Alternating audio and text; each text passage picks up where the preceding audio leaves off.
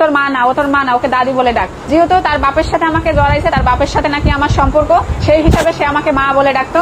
এমনকি আমার 5 বছর যে বাচ্চা আছে, 5 বছর বাচ্চাকেও শিখাই দিত যে ও তোর মা না, ও তোর মা না, ওকে দাদি বলে ডাক। একদম পুরো সত্যি কথা। আর একবার দুইবার নয়, একদিন 2 দিন নয়, পুরো আজকে সে 2-3 মাস যাবত এই ভাষা আমাকে সে দিছে।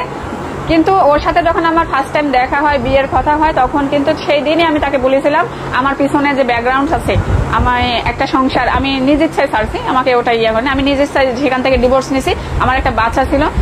সেই দিনেই আমি তাকে সেটা বলছি, সে জেনেই আমাকে বিয়ে করছে। তখন সে বলছে আচ্ছা কোনো সমস্যা নেই, তবে এটা জানি কেউ না জানে। তখন সেই কথা বলে আমাকে বিয়ে করছে।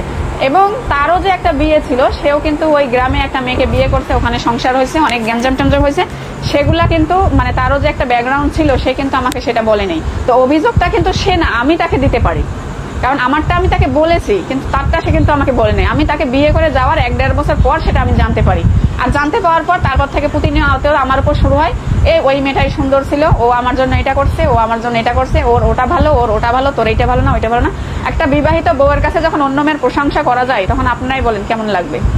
এটা তো আমারও প্রশ্ন, যাকে ভালোবাসা যায়, যাকে সবকিছু এত কিছু করা যায়, তার মনে আবার অন্য নারী কি